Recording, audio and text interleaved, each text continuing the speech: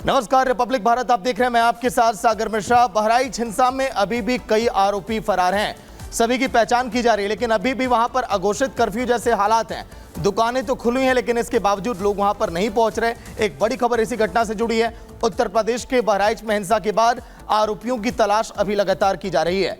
मुख्यमंत्री योगी आदित्यनाथ पूरी तरह से सख्त हैं, लगातार ऑर्डर दे रहे हैं। पुलिस को आरोपियों को पकड़ने के लिए निर्देश भी दिए गए हैं। यूपी एसटीएफ समेत कई जिलों की पुलिस लगातार वहां पर दबिश दे रही है। योगी सरकार ने साफ कर दिया है कि बहराइच के दंगाई बख्शे नहीं जाएंगे।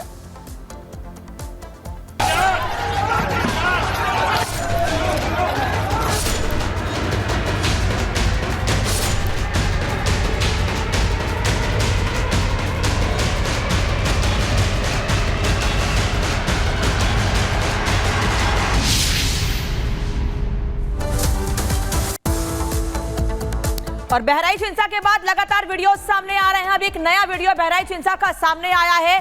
कई वीडियो ऐसे सामने आई हैं जिसमें रामगोपाल मिश्रा को गोली मारते हुए आरोपी दिख रहा है। इसके बाद कुछ और वीडियो सामने आए जिसमें पत्थरबाजी की घटनाएं, जो लगातार दावे किए जा रहे थे जो लोग उस समय विसर्जन में शामिल थे, और इन तस्वीरों में पत्थरबाजी की घटनाएं भी सामने आई हैं। फिलहाल यह तस्वीर आपको 13 अक्टूबर की दिखा रहे हैं, जब रामगोपाल मिश्रा पर बैक टू बैक फायर किए गए थे और एक गोली सीधे रामगोपाल मिश्रा को लगती है, जिसके छर्रे रामगोपाल मिश्रा के शरीर में अलग अलग जगहों पर लगते हैं, जिससे उसकी मौत होती है। और इसी खबर पर जानकारी के लिए सहयोगी वैभव हमारे साथ जुड़ गए। वैभव, क्या जानकारी? अब देखिए, यहाँ पर वीडियो भी सामने आ गया है। देखिए, बिल्कुल तमाम तरह के वीडियोस इस हिंसा और आगजनी उपद्रव से जुड़े हुए सामने आ रहे हैं, लेकिन वर्तमान स्थितियां इस वक्त महाराजगंज की क्या है, यहां के वर्तमान हालात क्या हैं, अगर इसकी बात करें, क्योंकि आज से इंटरनेट व्यवस्था जो है वो पूरी तरह से बहराइच जिले के अंदर बहाल कर दी गई है।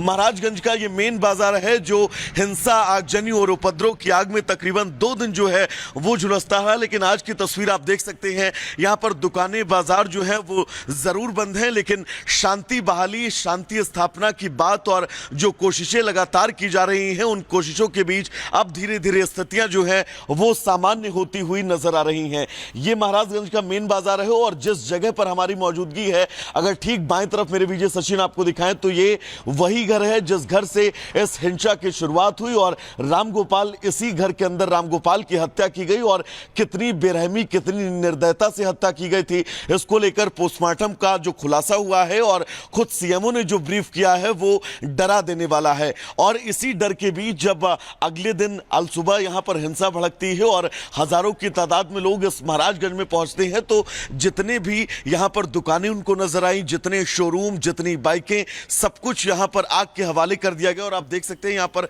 पुलिस प्रशासन की मुस्तैदी भी अभी इस वक्त यहां पर बहुत जोर शोर से हो रखी है, और यहां पर खुद एसटीएफ के एसएसपी जो है वो स्पॉट पर मौजूद है। लगातार वो इन तमाम इलाकों में, फिर चाहे वो मासी हो, महाराजगंज हो, राजी चौराहा हो, यानी कि तकरीबन 11 से 12 किलोमीटर का ये पूरा एरिया जो लगातार हिंसा और दंगों की आग में झुलसा, वहां पर अब लगातार पेट्रोलिंग जो है वो की जा रही है। एक तस्वीर हम अपने दर्शकों को और दिखाएंगे, आप देखिएगा।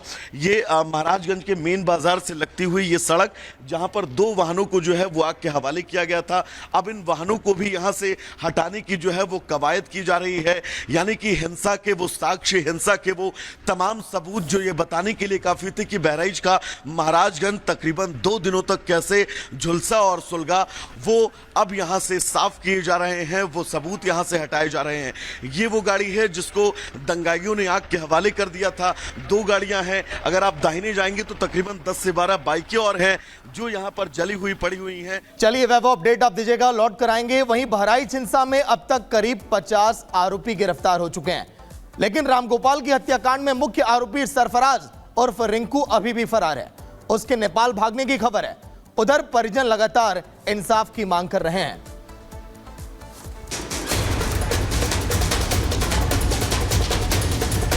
दंगाइयों ने रामगोपाल को तड़पाया, बर्बरता से रामगोपाल ने तोड़ दी सांसें।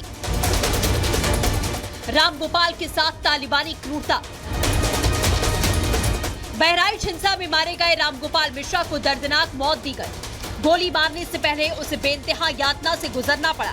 आरोपियों ने उसकी उंगलियों के नाखून खींच लिए। यही नहीं, उसे कई बार बिजली के झटके दिए गए। इसकी वजह से उसे ब्रेन हैमरेज हुआ, मौके पर उसकी मौत हो गई। बावजूद इसके आरोपियों का मन नहीं भरा तो उसे 35 गोलियां मारी। ये खुलासा शव के पोस्टमार्टम में हुआ। पोस्टमार्टम की रिपोर्ट सामने आने के बाद हर कोई दंग है। मल्टीपल पिलेट इंजरी के कारण एक्सेसिव हैमरेज और शॉक से उस व्यक्ति की मृत्यु हुई है। करीब 25-30 छर्रे उसको लगे थे और उसके कारण एक्सेसिव हैमरेज के कारण उसका देहांत हुआ है। सिर पे एक चोट है बाईं आंख के ऊपर जी, और पैर में बर्न के निशान है बड़े वाले अंगूठे में। यही वो घड़ी थी जब से राम गोपाल मिश्रा की सांसों की उल्टी गिनती शुरू हुई। मस्जिद के सामने से दुर्गा मूर्ति विसर्जन यात्रा निकल रही थी। कट्टरपंथी बाहर निकले और राम गोपाल को खींचकर वही पास में मौजूद घर में खींच कर ले गए। हमारी टीम ने उस घर का रुख किया जहां इस तालिबानी क्रूरता को अंजाम दिया गया। कांच की तमाम बोतलें जो हैं वो टूटी हुई हैं, क्योंकि जब भीड़ उग्र हुई उस भीड़ ने इस घर पर पथराव किया। उस भीड़ ने इस घर पर जो है वो कांच की तमाम बोतलें जो हैं वो फेंक कर मारी। और जिसके बाद जब राम गोपाल को यहाँ से दोनों हाथों से पकड़कर कुछ लोग जब नीचे ला रहे थे, उस दरमियान भी उस कॉर्नर से जो है वो आरोपियों ने लगातार पत्थर बरसाए। न सिर्फ पत्थर बरसाए बल्कि राइफल से रामगोपाल और रामगोपाल की मदद करने वालों के ऊपर फायरिंग भी की। मस्जिद के बेहद पास ये घर है। इसी घर में राम गोपाल मिश्रा तड़पता रहा, लेकिन कोई उसे बचा नहीं पाया। कट्टरपंथी चील कौवों की तरह उसे नोचते रहे। वो चिल्लाता रहा, लेकिन उसकी चीख, उसका दर्द किसी को सुनाई नहीं दिया। यही वो रेलिंग है जिस रेलिंग को रामगोपाल ने उस वीडियो में तोड़ा था और इस छत पर रामगोपाल चढ़ा हुआ था। झंडे को जैसे ही रामगोपाल ने यहाँ पर लहराया कि तभी इस घर के अंदर से पत्थर जो है वो रामगोपाल को मारे जाने लगे। इस घर में मौजूद वो तमाम लोग जो इस पूरे मामले में सीधा आरोपी हैं, उन लोगों ने रामगोपाल के ऊपर तमाम जानलेवा हमला किया और हर मुमकिन कोशिश यही की कि रामगोपाल को वो मौत के घाट उतार दे। बहराइच के हालात पहले से बेहतर हैं। हिंसाग्रस्त वाले इलाके में भारी फोर्स तैनात है। एडीजी एलओ ने बहराइच में डेरा डाला। डीजीपी ने उनसे जिम्मेदार पुलिस कर्मचारियों अधिकारियों की रिपोर्ट तलब की। जो घटना हुई थी तो उसके बाद जो है पूरा एरिया सेक्टर जोन्स में विभाजित है और जो पुलिस के अधिकारीगण है, वरिष्ठ प्रशासनिक अधिकारीगण है, वो निरंतर भ्रमण कर रहे हैं। डबल शिफ्ट में ड्यूटी लगी हुई है और पूरी निगरानी रखी जा रही है कि क्षेत्र में कौन आ रहा है, कौन जा रहा है। इसके अलावा पुलिस के द्वारा इसमें 50 से ज़्यादा गिरफ्तारियां की गई हैं, FIRs हुई हैं और पुलिस द्वारा आगे भी इसमें कार्रवाई होगी। रामगोपाल से बर्बरता करने वालों में कुछ तो गिरफ्तार हैं, लेकिन अभी तक मुख्य आरोपी सरफराज फरार है, जिसने नेपाल भागने की आशंका है। नेपाल तो हमारा मित्र देश है। नेपाल से आने में ज़्यादा दिन नहीं लगेगा अगर नेपाल में होगा। और कार्रवाई के लिए अब आप सरकार कितना और प्रशासन कितना मुस्तैद है, इससे आप अंदाज़ा लगा सकते हैं कि STF के चीफ, ADG लाइन ऑर्डर, गृह सचिव यहीं कैंप किए हैं कल तक के।